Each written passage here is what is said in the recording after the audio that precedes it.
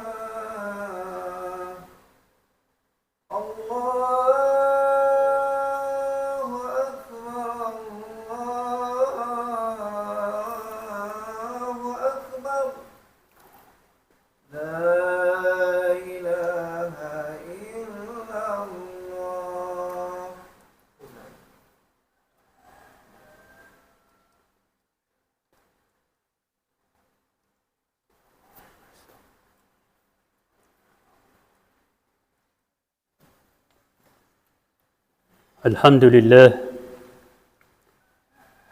لله رب العالمين، وبه نستعين وعلى أمور الدنيا والدين. أشهد أن لا إله إلا الله وحده لا شريك له، وأشهد أن محمدا عبده ورسوله المبعوث رحمة للعالمين. اللهم صل على سيدنا محمد وعلى آل سيدنا محمد. أيها الناس، اتقوا الله حق تقاته ولا تموتن إلا وأنتم مسلمون. Jemaah yang dirahmati Allah, puji syukur senantiasa kita ucapkan kepada pencipta alam semesta, karena atas nikmat, atas kesehatan, atas kesempatan dan waktu yang diberikan kepada kita sehingga kita masih bisa berjumpa di tempat ini dalam rangka melaksanakan fardu ain, kewajiban yang dibebankan kepada setiap pribadi mukallaf yang laki-laki di setiap hari Jumat untuk melaksanakan salat Jumat secara berjamaah.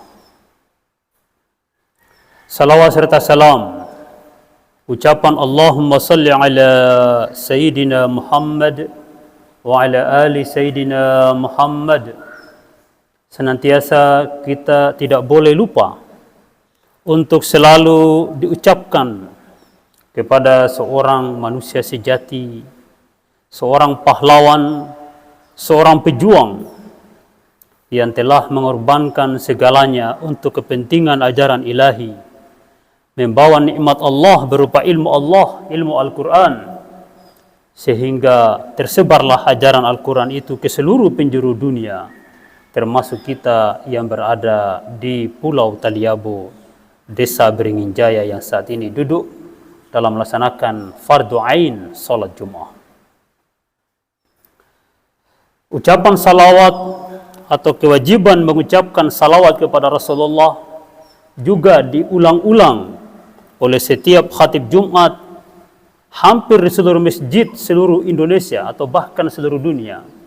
Pada khutbah kedua, hampir setiap khatib Jumat mengucapkan atau membaca ayat Al-Quran. A'udzubillahi minasyaitonirrajim. Bismillahirrahmanirrahim. Innallaha wa malaikatahu yusalluna 'alan nabi. Sesungguhnya Allah dan para malaikatnya seluruhnya bersalawat kepada Nabi. Ya ayyuhallazina amanu, wahai semua mereka yang merasa beriman, sallu alaihi, bersalawatlah kalian kepadanya, wa sallimu taslima, dan serahkan diri kalian kepada ketentuan-ketentuannya, kepada ketetapan-ketetapannya. Sebagian orang mengatakan bahwa ucapanlah salam, itu juga benar, tapi wa sallimu taslima yang sesungguhnya berarti memasrahkan diri, menyerahkan diri kepada ajaran Rasulullah sallallahu alaihi wasallam. Dan ini juga ditegaskan dalam Al-Quran. Qul in kuntum tuhibbunallah.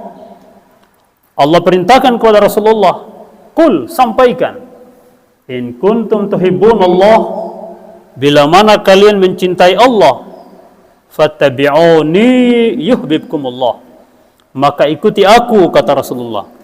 Ikuti Rasulullah, yuhibbukumullah, maka kalian akan dicintai oleh Allah Subhanahu wa ta'ala.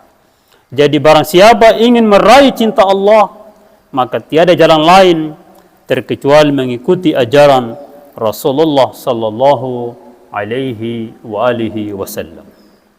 Jamaah Jumat yang dirahmati Allah, bulan Ramadan telah berlalu.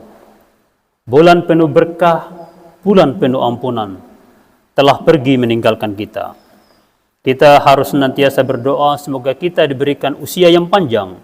Semoga kita masih bisa berjumpa dengan Ramadan yang akan datang. Akan tetapi bagi setiap mereka yang taat kepada Allah, bagi mereka yang takut kepada Allah, setiap hari, setiap bulan itu adalah Ramadan. Karena setiap saat dan setiap waktu mereka senantiasa bertakwa kepada Allah, tunduk kepada Allah, dan menyerahkan diri kepada sistem ajaran Allah Subhanahu wa ta'ala. Olehnya itu, pada setiap hari Jumat juga kita selalu mendengarkan penyampaian khatib Jumat bahwasannya ittaqullah, takutlah kepada Allah, ittaqullaha haqqa tuqatih, takutlah kepada Allah dengan sebenar-benarnya rasa takut, wala tamutunna illa wa antum muslimun, dan konsisten istiqamah sampai pada saat nanti kita menghembuskan nafas yang terakhir. Artinya, kita harus menjaga diri dari hal-hal yang dilarang oleh Allah Subhanahu wa ta'ala dan berusaha semaksimal mungkin untuk menjalankan segala yang diperintahkan oleh Allah Subhanahu wa ta'ala.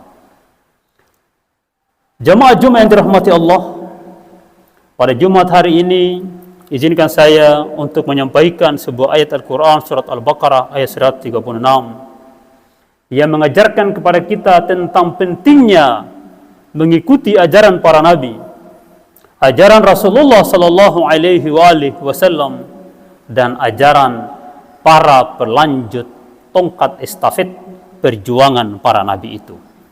Siapakah mereka itu? Mari kita simak pada ayat berikut ini. A'udzubillahi minasyaitonirrajim. Bismillahirrahmanirrahim. Qulu amanna billah.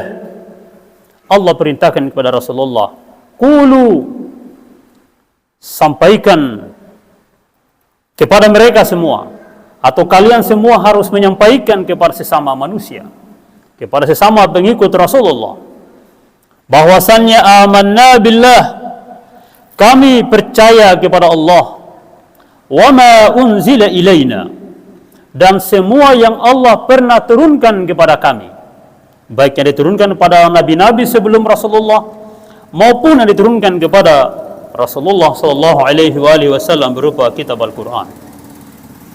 Wa ma unzila ila Ibrahim, dan apa yang Allah pernah berikan kepada Nabi Ibrahim, wa Ismail, dan kepada Ismail, wa Ishaq, dan kepada Ishaq. Nabiullah Ibrahim memiliki dua orang putra. Yang pertama bernama Ismail, yang kedua bernama Ishaq. Keduanya memiliki asbat, memiliki keturunan. Di ayat ini Allah katakan bahwa wal asbat, dan keturunan mereka semua.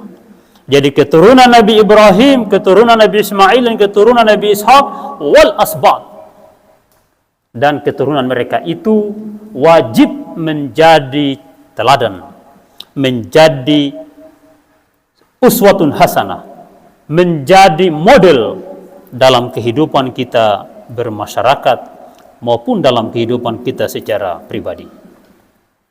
Mereka inilah yang dimaksud dengan kitab suci yang berjalan.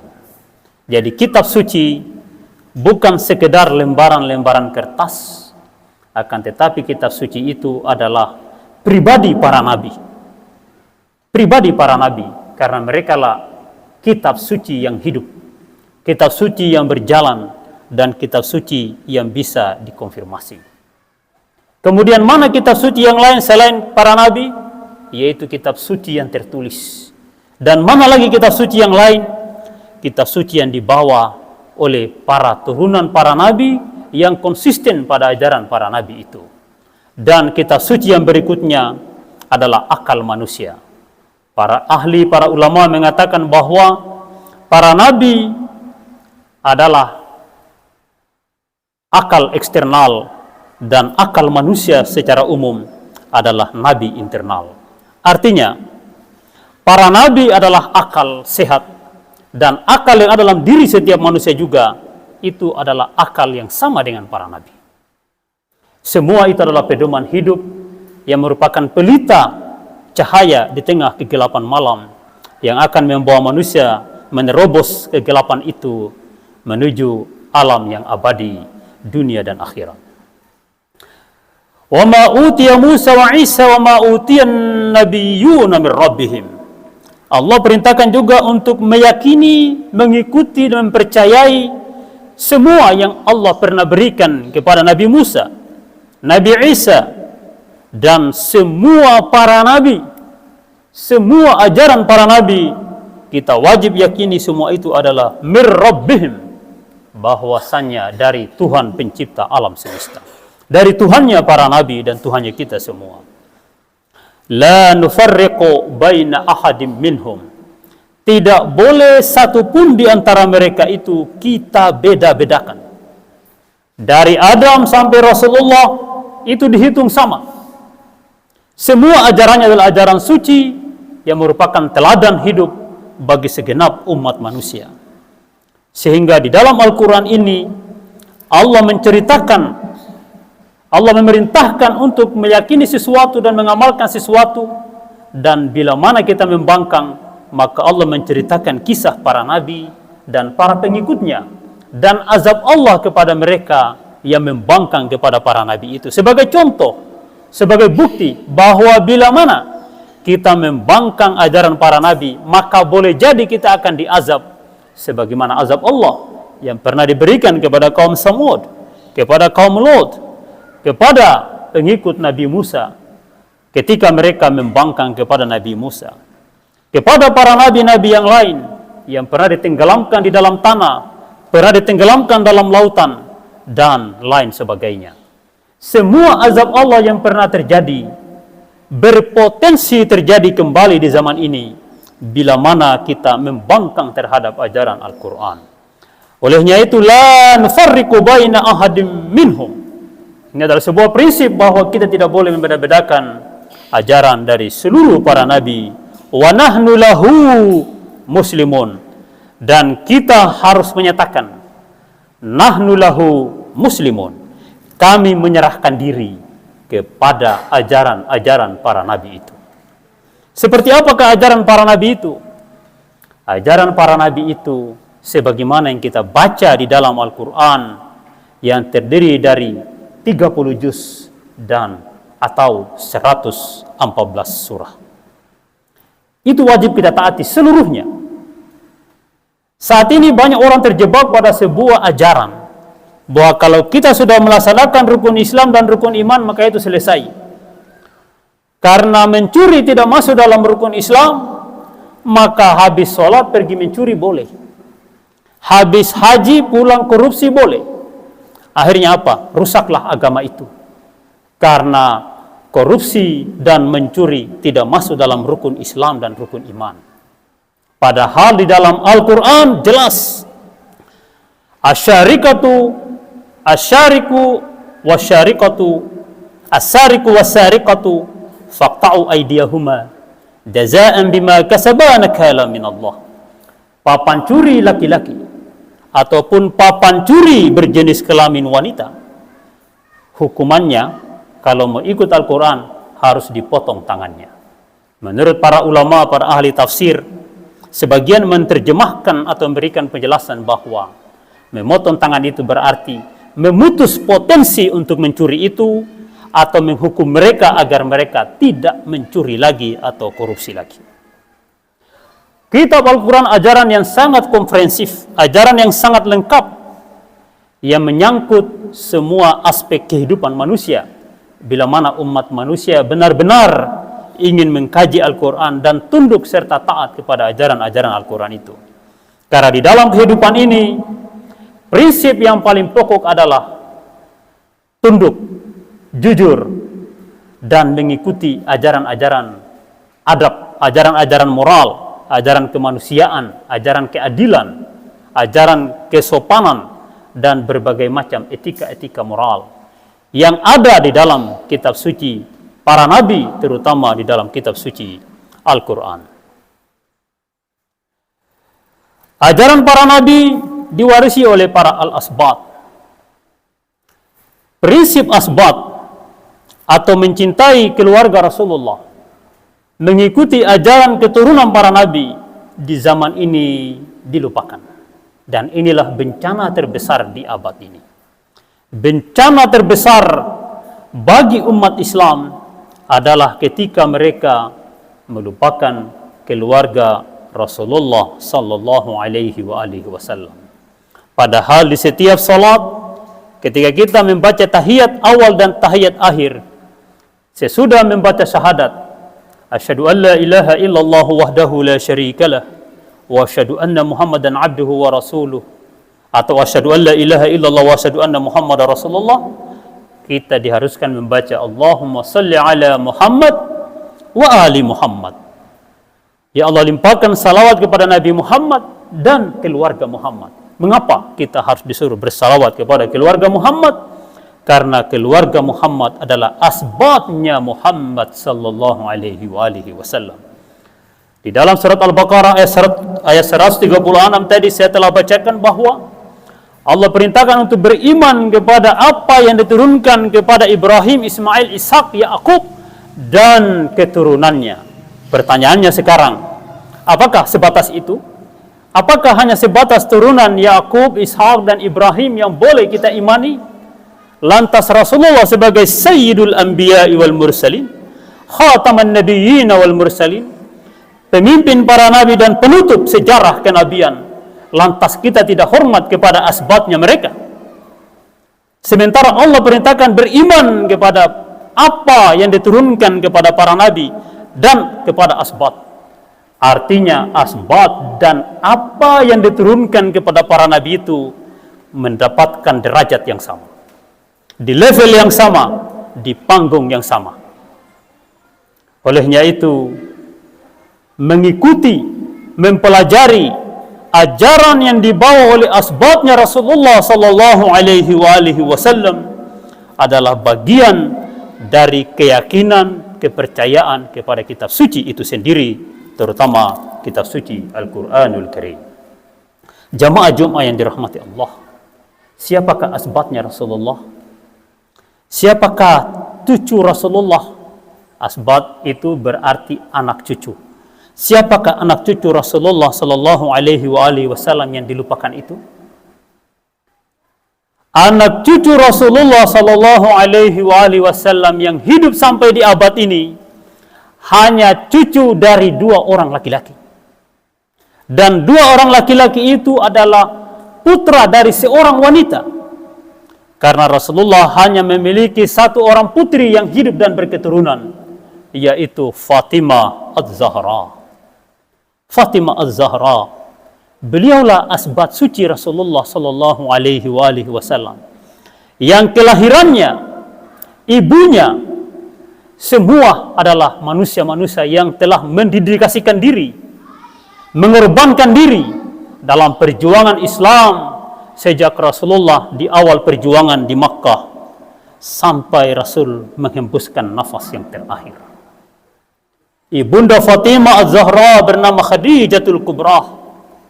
Beliaulah seorang pedagang besar di masa itu yang memberikan dana, menghabiskan totalitas hartanya demi perjuangan Rasulullah sallallahu alaihi wasallam, sampai pada saat beliau menghembuskan nafas yang terakhir, tak 1 lembar pun pakaian yang dimilikinya, karena segalanya telah dikorbankan untuk Islam. Begitu pula putrinya Fatimah Az-Zahra. Beliaulah yang memangku ayahnya, beliaulah yang menemani ayahnya di dalam pangkuan suaminya Ali bin Abi Thalib ketika Rasulullah sallallahu alaihi wasallam menghembuskan nafas yang terakhir. Inilah asbatnya Rasulullah sallallahu alaihi wasallam. Asbatnya Rasulullah sallallahu alaihi wasallam juga dibuktikan ketika Rasulullah sallallahu alaihi wasallam ditantang oleh para pemuka agama di masanya untuk bersumpah di sebuah tempat, bila mana ada yang berdusta tentang ajaran Allah, maka yang berdusta itu akan dilaknat oleh Allah Subhanahu wa taala.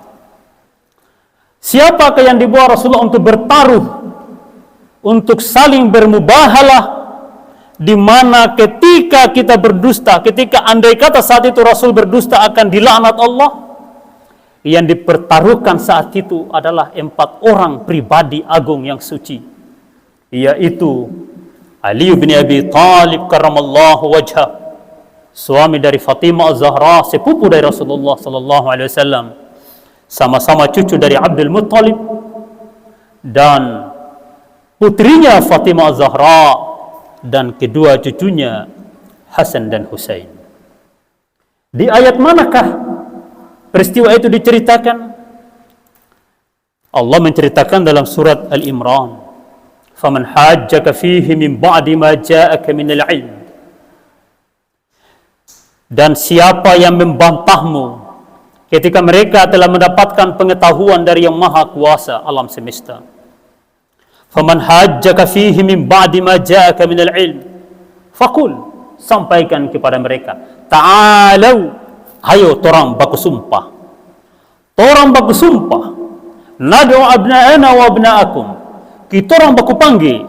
Kita orang pe ana dan kamu orang pe ana. Kamu orang punya laki-laki dan kamu orang pe laki-laki. Kita orang pe laki-laki dan kamu orang pe laki-laki.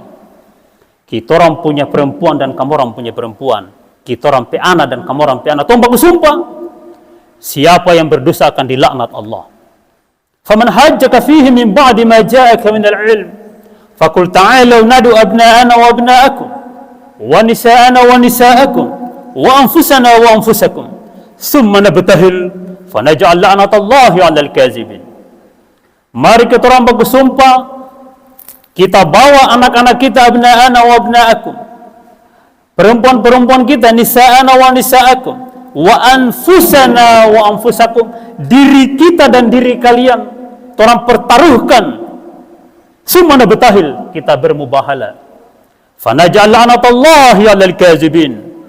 Semoga Allah melaknat bila mana ada yang berdusta. Pada saat itu, siapakah yang dipertaruhkan oleh baginda Rasulullah sallallahu alaihi wa alihi? Abna'ana wa abna'akum. Rasul membawa cucunya Hasan dan Husain. Nisa'ana wa nisa'akum. Rasul membawa putri satu-satunya Fatimah Az-Zahra. dan anfusana wa anfusakum. Rasul mempertaruhkan Ali bin Abi Thalib karramallahu wajha sebagai jaminan dirinya untuk bertaruh menghadapi para pemuka agama di zaman itu. Ayat ini jelas disepakati oleh seluruh ahli tafsir, para ulama, bahwa Rasul membawa beliau-beliau ini sebagai jaminan di hadapan Allah Subhanahu wa taala. Olehnya itu yang dimaksud dengan asbat adalah pribadi yang saya sebutkan tadi. Mereka lah yang kita ucapkan dalam salawat setiap kita tahiyat. Allahumma salli ala Muhammad wa ali Muhammad. Ya Allah, limpahkan salawat kepada Muhammad dan keluarga Muhammad. Keluarga Muhammad yang dimaksud adalah Ali bin Abi Thalib, Fatimah Al-Zahra, dan kedua putranya Hasan dan Husain. Dan ini juga yang Allah buktikan ketika malaikat Jibril menyampaikan ayat Al-Quran, innama yuridullahu liyuzhiba ankum rijsa ahlal baiti wa yutahhirakum tathira. Al-Ahzab ayat 33. Ayat ini banyak ulama yang mengkaitkan bahwa terkait dengan ayat yang sebelumnya atau kalimat sebelumnya menceritakan tentang istri-istri Rasulullah. Tapi sebenarnya ayat ini berkaitan dengan ahlul kisah. Ayat ini terkait dengan pribadi-pribadi yang saya sebutkan namanya tadi. Ketika Rasulullah mengundang mereka, lalu ditutupi dengan selimut. Mereka yang masuk dalam selimut itu adalah Ali bin Abi Thalib, Fatimah Al-Zahra, dan Hasan Husain, kedua cucunya, kedua putra dari Ali bin Abi Thalib dan Fatimah Al-Zahra. Mereka disuruh duduk berempat, lalu Rasul menutupi mereka dengan kisah atau selimut. Lalu dibacakan ayat ini, innama yuridullahu liyuzhiba ankum rijsa ahlal baiti wa yutahhirakum tathira. Sesungguhnya Allah berkehendak, berkeinginan, liyuzhiba ankum rijsa, untuk menghilangkan segala noda dan dosa. Ahlul baiti, wahai ahlul bait, wa yutahhirakum, dan Allah ingin mensucikan kalian semua, tathira, sesuci-sucinya. Inilah yang dimaksud oleh ayat Al-Quran, bahwasannya inna nahnu nazzalna zikra, sesungguhnya kamilah yang menurunkan az-zikr, yaitu Al-Quran, wa nahnu lahu lahafizun, dan kami juga yang akan menjaganya. La yamassuhu, Al-Quran ini tidak bisa disentuh.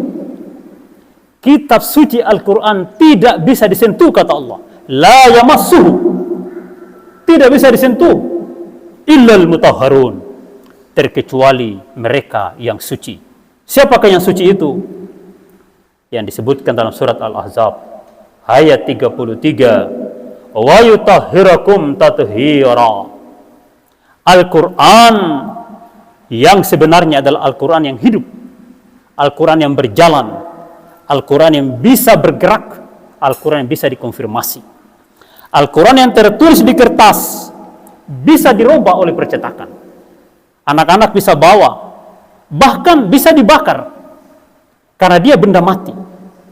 Tapi Al-Quran yang hidup di dalam jiwa, yang diamalkan oleh manusia, dan kemudian diwariskan dari manusia ke manusia yang lain, turun-temurun berabad-abad. Itulah Al-Quran yang hidup, Al-Quran menjadi teladan. Dan Al-Quran sungguhnya adalah Al-Quran ketika diamalkan, bukan Al-Quran dalam sebuah goresan pena. Jamaah Jumat yang dirahmati Allah, Rasulullah sallallahu alaihi wasallam membawa risalah ilahi ajaran Al-Quran bukan dengan tertawa-tawa, bukan dengan kemegahan sebuah kerajaan, bukan dengan pengawalan patroli, bukan dengan fasilitas APBN atau APBD, bukan dengan anggaran-anggaran, akan tetapi beliau berjuang dengan darah dan air mata. Beliau berjuang dengan susah payah, dengan penuh penderitaan dan derayan air mata. Bila mana kita membuka lembaran sejarah sirah nabawiyah, sejak beliau dilahirkan sampai beliau wafat, Sepanjang sejarah itu penuh dengan derayan air mata. Begitu pula asbabnya, begitu pula cucu-cucunya pewaris beliau. Mereka mendapatkan perlakuan yang tidak adil, perlakuan yang tidak manusiawi dari mereka yang mengaku bersahadat. Bacalah sejarah keluarga Rasulullah sallallahu alaihi wa alihi. Baca sejarah dari anak-anak mereka, dari cucu-cucu mereka. Jangan baca sejarah dari mereka yang terlibat dalam pembantaian kepada keluarga Rasulullah. Baca sejarah dari anak cucu Rasulullah sallallahu alaihi wa alihi. Di setiap majelis hakim, ketika dua orang yang bersengketa, maka majelis hakim harus membaca berkas perkara dari kedua belah pihak. Tidak boleh kita membaca berkas perkara dari sepihak lalu menghakimi pihak yang lain. Semuanya harus dibaca sebagai sebuah pembanding untuk mengambil sebuah keputusan yang benar. Olehnya itu, Rasulullah sallallahu alaihi wasallam berpesan di dalam surat Asy-Syura ayat 23. A'udzubillahi minasyaitonir rajim. Bismillahirrahmanirrahim. Dzalika allazi yubashshirullahu ibadahu allazina amanu. Yang demikian itu Allah berikan kabar gembira kepada hambanya yang beriman. Wa amilus shalihat, dan berbuat baik di dalam kehidupan dunia ini. Qul, sampaikan kepada semua manusia. La as'alukum alaihi ajran. Saya tidak minta imbalan sedikit pun. Rasul tidak minta gaji, tidak minta amplop, tidak minta imbalan apapun dalam perjuangannya yang penuh dengan derayan air mata itu. Illal mawaddata fil qurba, kecuali saling menyayangi, saling mencintai kepada kerabat-kerabatnya, kepada anak cucunya, kepada keturunannya. Bukan justru kita ramai-ramai bersekongkol untuk menzalimi mereka dan mengambil ajaran agama dari orang-orang yang terlibat pada penzaliman, penindasan, diskriminasi, bahkan pembunuhan kepada anak cucu Rasulullah sallallahu alaihi wasallam. Wa may yaqtarif hasanatan nazid lahu fiha husna.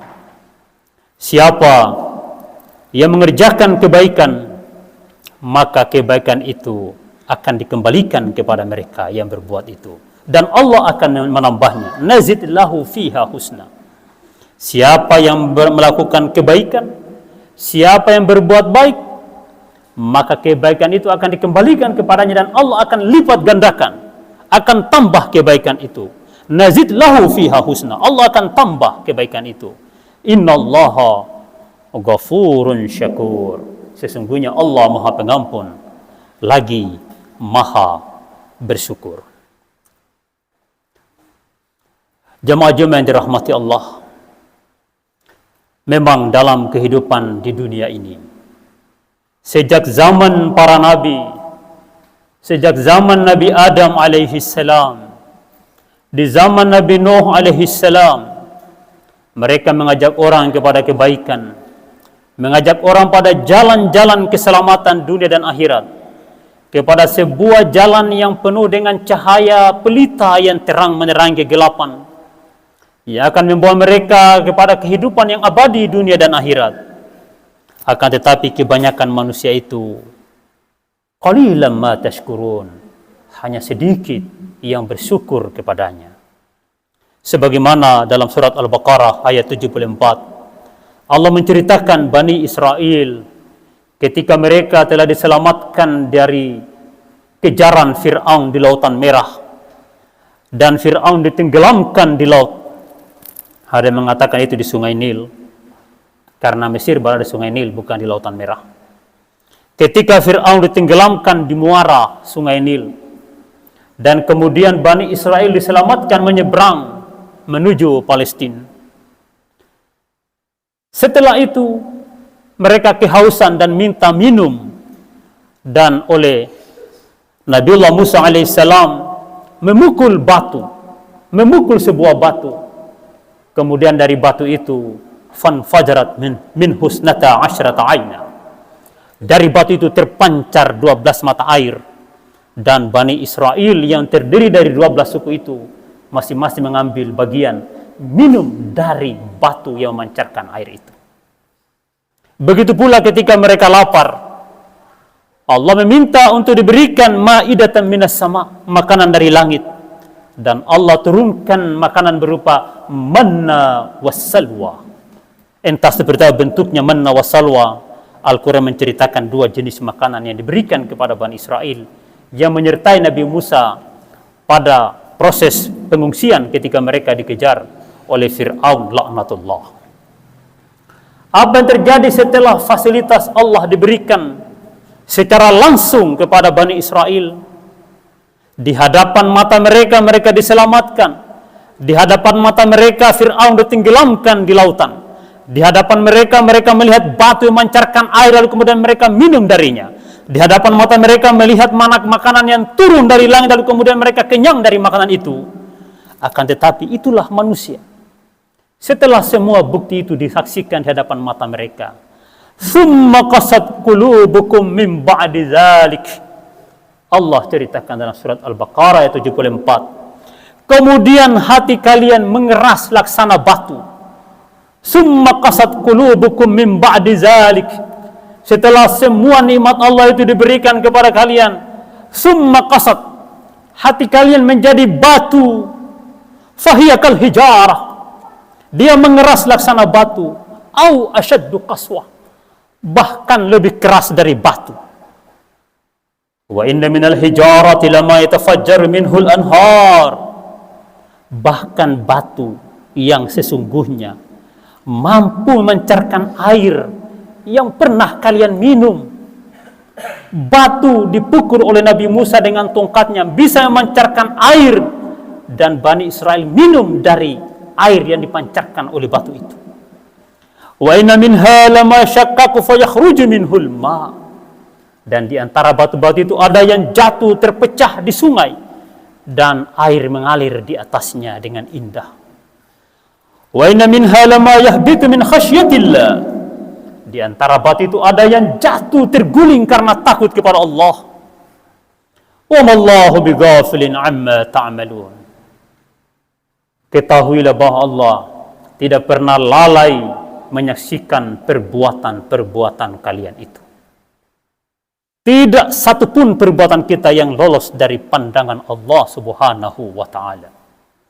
Inna Allah aqrabu ilaikum min hablil warid. Karena Allah akan berada dengan setiap orang, melebihi dekatnya urat lehernya.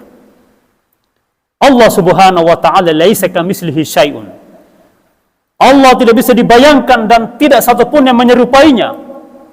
Sulit dibayangkan sebuah zat, sebuah sang pencipta yang menguasai jagat raya, berada dengan seluruh ciptaannya dimanapun ciptaannya itu berada. Seperti apakah bentuknya? Tidak perlu kita mempertanyakan sebagaimana apa bentuknya Allah, tapi yakinilah bahwa Allah selalu berada dengan kita dimanapun kita berada. Meyakini dan merasakan keberadaan Allah, kita akan terhindar dari segala perbuatan-perbuatan yang dikutuk oleh Allah yang bisa membuat hati kita menjadi mengeras seperti batu. Jamaah Jumat yang dirahmati Allah, demikianlah khutbah yang singkat ini. Semoga kita menjadi hamba Allah dengan hati yang lembut, hati yang senantiasa mengingat Allah subhanahu wa ta'ala, hati yang senantiasa menangis mengingat segala noda dan dosa yang pernah kita lakukan. Tangisan-tangisan kita, air mata yang jatuh karena cinta kepada Allah, rindu kepada Rasulullah dan keluarganya, akan membuat api neraka padam. Setetes air mata mampu memadamkan api neraka bila mana diiringi dengan ketaatan kepada Allah subhanahu wa ta'ala. Barakallahu li wa lakum fil Qur'anil azim, wa nafa'ni wa iyyakum bima fihi minal ayati wal zikril hakim. Aqulu qawli hadza wa astaghfirullahal azim wastaghfiruhu innahu huwal ghafurur rahim.